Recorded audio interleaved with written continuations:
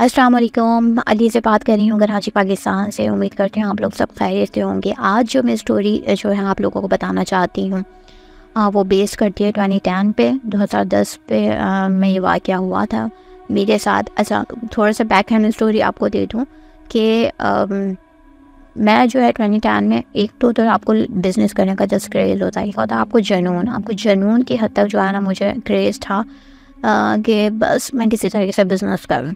अच्छा, उस वक़्त मेरी ये वाली कंडीशन थी कि मैं चलते फिरते, उठते बैठते, सोते छागते जो ओवर थिंकिंग भी होती है ना, अगर आप कहें ओवर थिंकिंग, तो उसको भी मैं ओवर थिंकिंग में भी सिर्फ मेरे पास बिज़नेस आइडियाज़ और उसकी सारी ये जो है ना मैं पॉलिसीज़ के ऊपर और उसको किस तरह से बिल्ड किया जाए, उसकी क्या चीज़ें हो सकती हैं, क्या नहीं कर सकती, उसके कॉन्सेप्ट और मार्केटिंग स्ट्रेटजी, सब मतलब इन सब चीज़ों के बारे में सोचा करती थी कि क्या करना है, किस तरह से करना है। अच्छा, एक चीज़ ये थी कि मुझे इन्वेस्टमेंट जो है ना मुझे अपने पेरेंट्स से लेके या किसी पार्टनरशिप पे पर नहीं करनी थी। मुझे इन्वेस्टमेंट मुझे अपने ओन पैसों से करनी थी और ऐसा नहीं था कि पैसे नहीं थे, मुझे बस अपने पैसों से इन्वेस्टमेंट करनी थी। तो मैं क्या कर रही थी उस टाइम पे, मैं उस वक्त बहुत सारी जॉब्स करती थी, ठीक है। और मैं उन जॉब से जो है क्या कहते हैं अपनी सारी सेविंग कर रही थी। लेकिन फिर मुझे एक टाइम पर रियलाइज़ हुआ कि मैं कितने ईयर्स सेव करूँगी, कि इतनी इन्वेस्टमेंट तो फिर पता नहीं बहुत ईयर्स लग जाएंगे, और फिर कब मैं बिज़नेस स्टार्ट करूँगी, कब जो है ना स्टार्टअप करूँगी। तो फिर मैंने उस टाइम पे मैंने किसी से बात करी, जिन साहिब से मेरी बात हुई, उन्होंने कहा कि उन्होंने मुझे कुछ पढ़ने के लिए बताया। अच्छा, उन्होंने ये कहा कि आप फजर के बाद जो है ना आप ये पढ़ो कि अच्छा, कुरान की एक आयत है, एक सूरत है, वो पढ़ने के लिए उन्होंने कहा कि वो आपको फजर के बाद स्टार्ट करनी है, इशराक से पहले पहले मुकम्मल करनी है। इशराक के बाद नहीं पढ़ सकते, ठीक है, और ना ही फजर से पहले पढ़ सकते। फजर की नमाज़ पढ़ो आप और उसके बाद आपको ये सूरत पूरी पढ़नी है।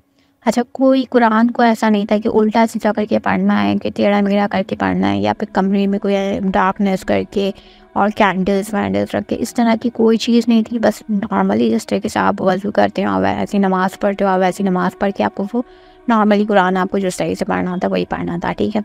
अच्छा, अब मैंने कहा ठीक है, वो क्या, I am agree on that. अच्छा, 90 डेज़ का ये टाइम पीरियड था, आपको 90 दिन में ये मतलब पढ़ना था कंटिन्यू। तो 90 डेज़ मतलब जो गर्ल्स के पीरियड्स के दिन होते हैं उनको आप हटा के, तो फिर वो 90 डेज़ से ज़्यादा ही बनते हैं। लेकिन टोटल मतलब 90 डेज़ काउंट करने थे पढ़ने के आप, ठीक है। सो ये मुझे पढ़ना था। अच्छा, मैंने कहा ठीक है, बहुत ईज़ी लगा मुझे। अच्छा, लकीली कह लें या अनलकीली कह लें, लेकिन जो है मुझे जो है मुझे रमज़ान का टाइम था। रमज़ान में मैंने ये स्टार्ट किया। मैंने कहा ये तो बहुत ही ईज़ी कि सब सहरी के टाइम पे सब उठे हुए होते हैं, तो एक रूटीन स्टार्ट हो जाएगी 1 मंथ में। बाकी 2 महीने जो है ना वो पढ़ ही लूँगी किसी ना किसी तरह से। अच्छा, मैं क्या करती थी कि फजर की नमाज़ पढ़ के आराम से पढ़ लिया करती थी वो सूरत। तो 1 मंथ रमज़ान का तो बहुत ईज़िली गुजर गया, सेकंड मंथ भी ईज़िली गुजर गया, थर्ड मंथ ये हुआ कि तकरीबन 10 डेज़ रिमेनिंग थे 90 डेज़ में।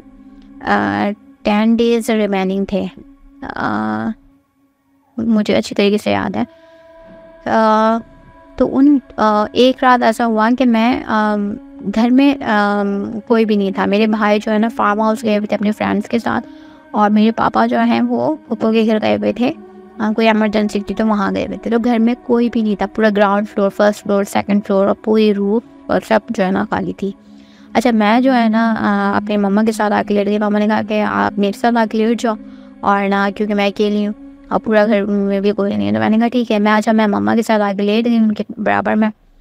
मैं इसलिए मोबाइल यूज़ कर रही थी कि मैं किसी तरीके से सो ना जाऊँ। अगर मैं सो गई तो फिर सुबह का टाइम जो है, आपका फजर का टाइम जो है वो मतलब कज़ा ना हो जाए नमाज, और फिर वो जो सूरत पढ़नी है उसमें कोई गैप ना आ जाए। मैंने क्या करा कि मैं मोबाइल यूज़ कर रही थी। अब मैं मोबाइल यूज़ कर रही हूँ तकरीबन कोई रात का 3 साढ़े 3 बजे का टाइम है, ठीक है। एग्जैक्टली मैं टाइम जो है ना कोट नहीं कर सकती, एज आई रिमेंबर 3 से साढ़े 3 बजे का टाइम था, ठीक है। मैं लेटी हुई हूँ और एक शैडो नहीं कहूँगी, एक पूरी ह्यूमन क्रिएचर कहूँगी, जिसकी हाइट को मैं इस तरह से डिस्क्राइब करूँगी कि जितना बेड होता है, नॉर्मल बेड जो होता है जिस पर मैं लेटी हुई थी उतनी उसकी हाइट थी, ठीक है, मतलब शॉर्ट हाइटेड बंदा था वो जो भी था, और ब्लैक था, डार्क ब्लैक। उसका मैं किसी तरह का फीचर उसका नहीं देख सकती थी, लाइक उसकी आँखें, उसके नोज़, उसका फेस, उसके माउथ, उसके टीथ, मैं उस ना ही उसके हेयर, ना ही उसके हेयर, कुछ भी चीज़ मुझे उसमें क्लियर नहीं थी। लेकिन हाँ, एक पूरा ह्यूमन शेप था, उसका सर जो है पूरा ह्यूमन शेप का था, उसकी बॉडी ह्यूमन शेप की थी। अच्छा, नॉर्मल ब्लैक था बस, बहुत डार्क ब्लैक। अच्छा, उसने, मैं मतलब मोबाइल यूज़ कर रही हूँ और मोबाइल यूज़ करते करते एकदम से मैंने साइड में, मतलब डोर बिल्कुल मेरे सामने ही है, और मैं मोबाइल यूज़ करते करते एकदम से ये मैं देखती हूँ सामने कि कौन है, तो कोई एक ह्यूमन क्रिएचर जो है वो मुझे झाँक के देख रहा है। अच्छा, तकरीबन कोई 30 सेकंड हुआ होंगे कि वो मुझे देख रहा है, 30 सेकंड या 1 मिनट वो मुझे देखता रहा, मैं उसे देखती रही। मैं ये सोच रही हूँ कि ये कौन है, और वो पता नहीं क्या सोच रहा होगा कि ये कौन है। उसका तो मुझे नहीं पता, लेकिन हाँ मुझे अपना पता है कि मैं सोच रही हूँ कि ये कौन है और ये क्यों मुझे देख रहा है। और मेरे दिमाग में ये आ रहा है कि भाई हैं शायद, लेकिन मैं बोल रही हूँ भाई मुझे ऐसे क्यों देख रहे हैं, ठीक है। और जैसे ही मैं मतलब मैंने शॉक की कंडीशन से बाहर निकली हूँ, तो मैंने बस मामा की तरफ देखा है, और दोबारा से मैंने दोबारा डोर की साइड देखा तो वो नहीं था। मैंने मामा को फ़ौरन से उठाया, और बस पता नहीं क्या हुआ, बस मैंने फ़ौरन से मामा को उठाया कि मामा कोई झाँक रहा था, और फ़ौरन से लाइट ऑन करी। अच्छा, लाइट जो है बिल्कुल बेड के साथ थी, तो विदिन 2 to 3 सेकेंड्स में मैंने लाइट ऑन कर ली उनकी। लाइट ऑन करी तो मामा ने कहा कि कौन कौन झाँक करता है, घर में तो कोई है ही नहीं। मैंने कहा घर में कोई नहीं है। एकदम से वो मुझे याद आया कि हाँ घर में तो कोई है ही नहीं, तो फिर ये कौन था। मामा ने कहा कोई आ तो नहीं गया, मतलब कोई चोर वगैरह तो नहीं आ गया। अच्छा, मैंने जो है ना वो मतलब मैंने डंडा वंडा कोई उठाया उस वक्त अपने यहाँ पास पास जो भी कुछ था वहाँ से मैंने डंडा उठाया, लकड़ी थी कोई शायद, वो उठाई, और मैं और मामा हम लोग मिलके पूरे सोफ़ास के नीचे और कर्टन्स के पीछे और कैबिनेट्स में और किचन में और वॉशरूम में सब जगह देखा। इवन मैं फर्स्ट फ्लोर पे गई, सेकंड फ्लोर पे गई कि कोई ऊपर तो भाग के नहीं चला गया। तो मामा कहने थी कि इतनी जल्दी कोई कैसे भाग गया, मतलब भागा, मतलब भागा भी तो कैसे भागा। डोर देखा, डोर पूरे लॉक्स थे, ऊपर भी जाके देख लिया कोई नहीं था। फिर जब मैं नीचे आई तो मैं बहुत ज़्यादा परेशान थी, और मैं बोल रही थी नहीं भाई कोई था। मामा कहने तुम्हारा वहम होगा। मैंने कहा नहीं भाई वहम नहीं था, लेकिन मैं इतनी ज़्यादा श्योर थी कि मामा ने कहा ऐसा तो नहीं कि तुम वो जो सूरत पढ़ रही हो, जो भी कुरान की आयत तुम पढ़ रही हो। अच्छा, मैं कुरान की आयत में इसलिए मेंशन नहीं कर रही हूँ कि कोई और ना पढ़ने बैठ जाए, ठीक है, क्योंकि मैंने पूरी किसी से इजाज़त के साथ और किसी की सुपरविज़न में पढ़ी थी। तो मैं यहाँ इसलिए कोड नहीं करी कि कोई भी मतलब पढ़ने ना बैठ जाए। ऑल्दो कि उसमें कुछ भी, उस सूरत में कुछ गलत नहीं है, नॉर्मल से जिस तरह से कुरान है वही कुरान है, वही सूरत है, उसमें कुछ भी एक भी लफ्ज़ आगे पीछे करके नहीं पढ़ना है, लेकिन फिर भी इजाज़त नहीं है, तो मैं इसलिए किसी को यहाँ पे कोड नहीं कर रही हूँ। तो मामा ने कहा तो वो जो कुरान की सूरत पढ़ रही हो तो उसकी वजह से तो कोई नज़र नहीं आ गया। तो मुझे एकदम से हाँ क्लिक हुआ कि हाँ मे बी कि डिस्टर्बेंस होती। 3 मंथ्स जो है इतने यानी 90 डेज़ थे, तो 90 डेज़ इतने कैजुअली और ग्रेजुअली कैसे गुजर गए, स्मूथ हो के कैसे गुजर गए, मतलब कुछ हुआ क्यों नहीं। और मे बी ये उनकी तरफ से जो है ना, मतलब मैंने कोई डिस्टर्बेंस हो। तो मामा ने कहा कि हाँ हो सकता है कि वहाँ से कुछ हो। अच्छा, मैं मामा भी मेरे साथ पूरी रात जो है ना जागी, उन्होंने मैंने फजर वगैरह पढ़ी, फिर वो मैंने सूरत अपनी पूरी पढ़ी। उसके बाद मैंने उनको कॉल करी, उनसे पूछा कि उनको बताया अपनी रात का सारा वाक़या। उन्होंने कहा कि आप 90 डेज़ तक के लिए आपको कहा था, तो आप कितने डेज़ हो गए। तो मैंने कहा कि तकरीबन मेरे ख्याल से 10 डेज़ रिमेनिंग थे। मैंने कहा अभी 10 डेज़ रिमेनिंग है। तो उन्होंने कहा कि आपसे वो पूछना चाह रहे होंगे कि आप किस पर्पज़ के लिए पढ़ रहे हो, तो आपको ज़ोर से उनको बताना चाहिए था कि मैं इस पर्पज़ के लिए पढ़ रही हूँ। अच्छा, मैंने कहा नहीं मैंने तो उनको कुछ भी नहीं बताया और मैं तो डर गई। तो उन्होंने कहा कि अच्छा मैं डरी भी नहीं थी, एक तो था डरना, एक तो डरना भी, डरी भी नहीं, बस मैं उनको शॉक होकर 30 सेकेंड्स तक उनको देखती रही। वो जो भी ह्यूमन क्रिएचर था या जो भी एंटिटी थी मैं उसको देखती रही और वो मुझे देखती रही। अच्छा, डरी तो बिल्कुल भी नहीं थी। डर तो मुझे उस टाइम पे लगा जब ये सारा कुछ हो गया, मतलब मैं उस मोमेंट से निकल गई। उसके बाद पूरे घर में सर्च कर लिया, फिर जब मामा से डिस्कशन हुई और फिर उसके बाद मुझे वो अच्छा मतलब यानी ये जो चीज़ थी वो मैंने देख ली। और फिर मुझे थोड़ा सा बहुत ज़्यादा अजीब सी शिवरिंग सी फील हुई। मैंने कहा ओह माय गॉड, ये क्या था ये सब कुछ क्या हुआ। सो ये सारा कुछ होने के बाद फिर बिल्कुल इस तरह से हुआ कि फिर उन्होंने कहा कि अब आप जो है ना मतलब कुरान पढ़ने बैठो आप, तो उस वक्त फिर आप ज़ोर से जो है ना बोल देना कि मैं इस मकसद के लिए पढ़ रही हूँ। तो मैंने कहा ठीक है। अच्छा, इत्तेफाक ऐसा हुआ कि सेकंड मतलब डे जब मैं सेकंड नाइट जब मैं पढ़ने लगी तो मामा सो रही थी या फिर मैं भी बोलना ज़ोर से भूल गई। तो इस तरह से तकरीबन कोई बिल्कुल लास्ट डे था ना, मतलब 90 डे पे, पर ऐसा हुआ कि मुझे बहुत ज़्यादा डिजीनेस फील हो रही, चक्कर आ रहे हैं और मतलब मैं वज़ू करने के लिए जा रही थी तो मुझे इतनी ज़्यादा डिजीनेस हो रही और कुछ समझ नहीं आ रहा। आंखों के आगे बार बार जो है ना जैसे कि अंधेरा सा छा रहा। और बस मैंने वज़ू आरा किया और मैंने मामा को उठाया। मैंने मामा से कहा मामा पता नहीं क्या हो रहा है। तो मामा ने कहा हाँ कि अच्छा। फिर मामा मेरे साथ मतलब मुझे सपोर्ट दे के बैठी हैं। उन्होंने कहा, फिर मामा ज़ोर ज़ोर से बोलते नहीं कि भाई हम आपको तंग करने के लिए नहीं पढ़ रहे, हम आपको किसी तरह से कुछ भी तंग नहीं कर रहे, ना परेशान करने के लिए पढ़ रहे हैं, हम रिस्क की फरावानी के लिए पढ़ रहे हैं कि हमारे रिस्क में बरकत हो जाए और हमारे पास मतलब रिस्क की फरावानी हो जाए, तो हम इसलिए पढ़ रहे हैं, हम ना आपको तंग करने के लिए नहीं पढ़ रहे। तो ऐसे मामा ने तकरीबन कोई 5-6 दफ़ा कहा होगा। अच्छा 5 to 6 टाइम्स मामा ने जब ये कहा है तो मुझे डिजीनेस जो फील हुई थी एकदम से बिल्कुल नॉर्मल हो गया। और मैं उसके बाद जिस तरह से पढ़ती हूँ रेगुलर मैंने पढ़ती हूँ उसी तरह से मैंने कम्प्लीट किया। 90 डेज़ कम्प्लीट हुआ। अच्छा 90 तक जो डे था ना उस दिन जब मैंने ये कम्प्लीट किया है तो बस कुरान बंद करके मैंने मामा से कहा मामा ये रख दें कुरान आप। और मैं मतलब बेड पे जिस लगा आप लेटते हो नॉर्मली, मैं मतलब बेड पे गिर गई मतलब, और ऐसे जैसे कि आप बिल्कुल बेहोश हो जाते हो आप, या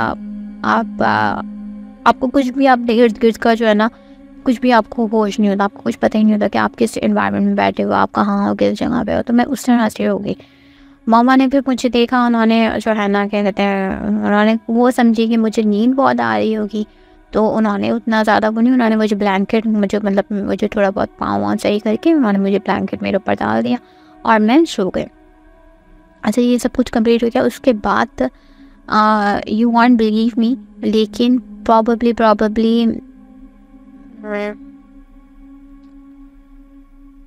1 करोड़ रुपीस जो है ना वो हम मिले। अच्छा ऐसा नहीं था कि कहीं से मिल गए पैसे, कहीं से पड़े हुए मिल गए, कहीं ज़मीन से या कहीं से पड़े हुए मिल गए, नहीं ऐसा नहीं हुआ था। ना ही किसी बंदे ने आके हमें दिए। उसका हुआ ये कि कुछ ऐसे सिनेरियोज हुए बैक टू बैक कि जैसे लाइक हमारी कोई एक ज़मीन थी जिसको हमने कभी भी ज़िंदगी में बेचने के बारे में नहीं सोचा था और कभी किसी को ख्याल भी नहीं था उस ज़मीन के बारे में, मतलब हमारे वहमो गुमान में भी नहीं था उस ज़मीन के बारे में। उस ज़मीन के बारे में एकदम से जो है ना ख्याल आया मेरे पापा को और उन्होंने उसको सेल करा, उसको बेचा। और इसी तरह से 1-2 जगह से और कुछ पैसे थे वो वहाँ से रुके हुए थे, तो वहाँ से वो पैसे मिल गए। तो तकरीबन सब जगह के सब चीज़ों के पैसे मिला के तकरीबन ये कोई 1 करोड़ रुपीज़ बनते हैं, वो मिले। अच्छा लकीली कह लें, अनलकीली कह लें, ना बैड लक कह लें या कुछ भी कह लें, या फिर कुछ अजीब सा कुछ कह लें इसके अंदर कि मैं जितने भी पैसे आया वो मैंने पढ़ा, मैंने अपने लिए था कि मैं अपने बिज़नेस करूँगी, इन्वेस्टमेंट करूँगी। लेकिन मैं उन पैसों में से 1 रुपये की टॉफ़ी भी तकरीबन नहीं ले सकी। वो सारे पैसे जो हैं वो मेरे फैमिली मेम्बर्स जो थे, जो दूसरे फैमिली मेम्बर्स थे, उन्होंने उसको यूटिलाइज़ किया। उन्होंने कहा कि इस पैसे का हम ये करना चाहते हैं, इस पैसे का हम ये करना चाहते हैं और हम इससे ये प्रॉफिट हमें आएगा और क्या कहते हैं ना, ये तो अपना बिज़नेस करेगी तो डुबा देगी पैसे ना। लाइक उन्होंने इस तरह से बात करी, किसी ने मुझ पर ट्रस्ट नहीं करा और उन्होंने कहा कि हमारा सेफ साइड है, हम इधर पैसे इन्वेस्ट करेंगे और यहाँ से हर महीने इतना प्रॉफिट आएगा और ये वो। और मामा पापा ने उन्हीं के ऊपर बिलीव करा। उन्होंने कहा चलो ठीक है, तुम मतलब जो तुम लोग को बेहतर लगे। तो फिर वो जो मेरे अदर फैमिली मेम्बर्स थे उन्होंने उस पैसे को यूटिलाइज़ किया, उससे जो प्रॉफिट भी आया, अब ये बड़ी स्ट्रेंज चीज़ है कि उससे जो प्रॉफिट आया वो प्रॉफिट भी मैं यूज़ नहीं कर सकी। वो प्रॉफिट ना ही मैं यूज़ कर सकी और ना ही मेरी वालदा यूज़ कर सकी और ना ही मेरे पापा यूज़ कर सके, हम तीनों ही यूज़ नहीं कर सके। जो मेरे भाई थे उन्होंने वो प्रॉफिट आया और फिर उन्होंने हमें नहीं दिया, उन्होंने मतलब अपना घर सेपरेट कर लिया। उन्होंने कहा कि मतलब उन्होंने कि अपनी लाइफ थी तो उन्होंने मतलब वो घर सेपरेट कर लिया, अपने अपने घर सेपरेट कर लिया। सो ये वाली चीज़ हुई। तो उस इन्वेस्टमेंट मतलब यानी वो जो पैसा आया 1 करोड़ रुपीज़ जो आए उनको ना मैं यूज़ कर सकी, ना मेरे पापा, ना मेरी मामा, और ना ही हमने उस उन पैसों से कोई भी चीज़ ख़रीदी या ली या पहनी या कुछ खाई, कुछ भी नहीं। ये एक बहुत अजीब चीज़ थी। अच्छा, मैं चाह रही थी कि मैं दोबारा उन बुज़ुर्ग से बात करूं कि ऐसा क्यों हुआ कि मेहनत करी और क्या कहते हैं उसके बाद फिर मतलब मैं क्यों यूज़ नहीं कर सकी। फिर वो जो बुज़ुर्ग थे उनका इंतकाल हो गया था, तो मैं उनसे बात नहीं कर सकी।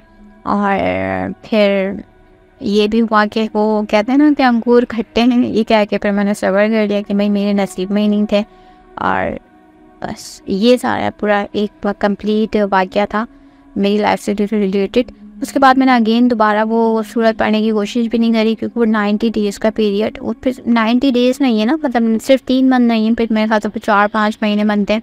तो फिर वो आपको पूरा इतना टाइम लॉन्ग टाइम पीरियड आपको पढ़ना, और फिर उसमें डिफ़िकल्टीज़ बहुत आती हैं। हाँ, एक तो ये कि मुझे फाइनेंशियली कोई प्रॉब्लम नहीं हुई थी, ना हेल्थ वाइज कोई इश्यूज़ हुए थे, लेकिन हाँ ये था कि डिस्टर्बेंस इस तरह से होती थी कि गेस्ट आ जाते थे घर में स्टे करने के लिए, और जो कि मतलब पूरी गेस्ट आते हैं तो वो होते हैं ना पूरी पूरी रात आप महफिलें लगती हैं, और फिर वो खाना पीना बातें मस्तियाँ, तो आप रात को सोते नहीं हो, फिर सुबह पढ़ना आपके लिए बहुत डिफ़िकल्ट हो जाता है इस तरह से। और फिर एक प्राइवेसी चाहिए होती है आपको, एक मतलब आपको कंप्लीट करने के लिए, पढ़ने के लिए, तो वो चीज़ नहीं हो पा रही थी। तो बहुत मुश्किल टाइम पीरियड होता था कि अच्छा हाँ, ये हो जाता था कि जैसे कि शादियों में जाना है, कहीं किसी इवेंट में जाना है, किसी का इंतकाल हो गया तो उनके घर जाना है। अब आप उनके घर पे बैठ के आप पढ़ रहे हो, तो मतलब यानी ये था कि किस तरह से पढ़ें, क्या करूँगी क्या नहीं करूँगी। तो फिर मामा मुझे घर पे छोड़ते कहते थे अच्छा चलो तुम घर पे रह लो और फिर हम वहाँ चले जाएंगे। तो इस तरह की बहुत सारी चीज़ें होती थी कि डिस्टर्बेंस इस तरह से आती थी, या फिर लाइट चली जाती थी। हाँ, कि इलेक्ट्रिक का इशू होता था, लाइट चली जाती थी। हाँ, ये भी इशूज़ होते, इस तरह के भी इशूज़ हुए कि गीज़र जो है ना वो ख़राब हो गया हमारा, तो पानी ठंडा है, तो इतने ठंडे पानी में आप कैसे वज़ू करोगे, और फिर आप सर्दी में आपको बैठना पड़ेगा क्योंकि गीज़र आपके पास जो हीटर है आपके पास हीटर नहीं है। हीटर कैसे आप जलाओगे, गैस मतलब नहीं आ रही। कुछ इस तरह के इशूज़ हुए थे उस टाइम पर कि गैस नहीं आई, हीटर नहीं चल सकता। और हाँ, हाँ मुझे अब याद है, गैस बंद नहीं हुई थी, गैस की जो पाइप लाइन है उसमें कुछ प्रॉब्लम्स हो गई थी, लीक हो रही थी, तो जिसकी वजह से गैस को बंद करना पड़ गया था 2 दिन के लिए। तो इस तरह के इशूज़ बहुत हुए, लाइट ने बड़ा तंग करा है, और पानी की वजह से बड़े मसाइल रहे हैं। तो इस तरह की चीज़ें ज़रूर होती थी, लेकिन फिर भी मैंने टाइम पीरियड किसी ना किसी तरीके से कंप्लीट किया। तो फिर मैंने दोबारा ज़िंदगी में कभी इस चीज़ को पढ़ने की कोशिश नहीं की, क्योंकि एक तो सुपरविज़न नहीं थी, इजाज़त नहीं थी दोबारा, और फिर वो एक दफ़ा का एक्सपीरियंस काफ़ी था कि यार इतना कुछ पढ़ने के बाद भी आपको जब कुछ नहीं मिला तो फिर वो आपके शायद नसीब में नहीं है। तो बस यही एक वाक़या था जो मुझे शेयर करना।